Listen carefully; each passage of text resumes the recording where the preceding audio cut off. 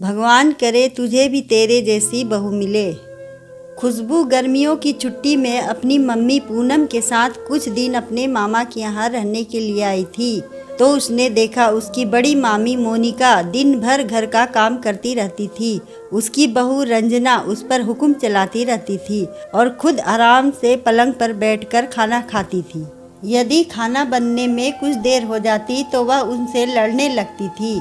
इसके विपरीत छोटी मामी कमला, उसकी बहू आरती, उसकी इतनी सेवा करती थी कि वह उसे घर का कुछ काम करने नहीं देती थी। सुबह का नाश्ता और दोनों वक्त का खाना उसे खुद परोस कर देती थी।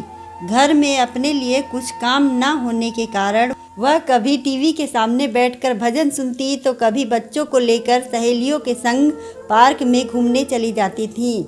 दोनों मामी के जीवन में इतना विरोधाभास देखकर एक दिन खुशबू अपनी मम्मी से पूछ बैठी, बड़ी मामी की बहू मामी से प्यार क्यों नहीं करती?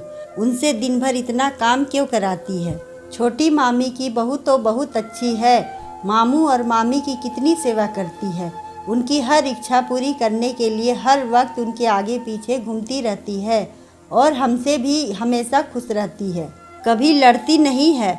मम्मी, बड़ी मामी की बहू ऐसी क्यों है? खुशबू की बात सुनकर पूनम मुस्कुराते हुए बोली, बेटी यह सब कर्मों का फल है। जब तेरी बड़ी मामी इस घर में दुल्हन बनकर आई थी, उसने कभी तेरी नानी को एक दिन भी चैन से जीने नहीं दिया था। खुद दिन भर आराम करती और हर दिन काम के पीछे तेरी नानी से लड़ती रहती थी। जब भी नानी उनसे किसी काम को कहती तब तेरी मामी उन्हें अलग रहने की धमकी देकर काम करने से मना कर देती थी। तब तुम्हारी नानी बेटे के मुंह के कारण खामोश हो जाती थी और बड़ी मामी की बजाय मुझसे घर के काम करने में मदद लेती थी। उन्हें घर के काम अकेले करते देखकर मैं सुबह स्कूल जाने से पहले भी घर के काम में उनकी मदद करती थी और स्कूल से आने के बाद खाना खाकर कुछ देर आराम करने के बाद फिर से घर के काम में मम्मी का हाथ बटाती थी।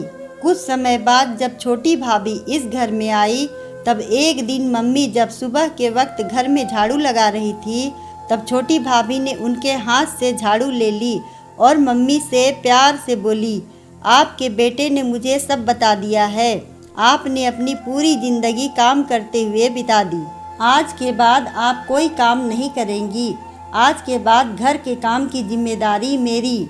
माँ, अब आपके आराम करने का वक्त आ गया है।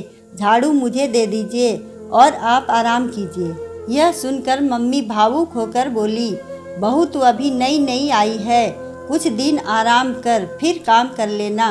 तब भाभी प्यार से उन्हें समझाते हुए बोली, मम्मी जी इसमें नया पुराना क्या, काम तो काम होता है। सास काम करे और बहू आराम करे, यह मुझे अच्छा नहीं लगता। जो आज का काम कल पर टालते हैं, ऐसे लोग मुझे बिल्कुल पसंद नहीं। भाभी की बातें सुनकर मम्मी निरुत्तर हो गई थी। कुछ समय पहले जब तेरी नानी भगवान को प्यारी हुई, तब जाने से पहले उन्होंने भाभी को आशीर्वाद देते हुए कहा था, भगवान करे तुझे भी तेरी जैसी बहू मिले जो तेरी खूब सेवा करे। शायद यह मम्मी के आशीर्वाद का ही फल है कि छोटी मामी को आरती जैसी बहू मिली। बुआ जी, आज मैंने आपकी और दीदी की पसंद की शाही पनीर की सब्जी के साथ बूंदी का रायता और उड़द दाल की कचौरी बनाई है। जल्दी से खाकर बताइए कैसी बनी है। आरती ने मुस्कुराते हुए पूनम से कहा, तो अपनी पसंद का खाना देखकर पूनम उसे आशीर्वाद देते हुए बोली, सबकी पसंद का ख्याल रखने वाली मेरी प्यारी सी बहू को भगवान हमेशा खुशियाँ और समृद्धि दे। पूनम से प्यार भरा आशीर्वाद पाकर आरती खुशी से उनके गले लग गई थी। अगर आपको हमारी कहानी अच्छी लगे तो वीडियो को लाइक करें, चैनल को सब्सक्राइब करें और कमेंट में बताएं कि आपको कहानी कैसी लगी। धन्यवाद।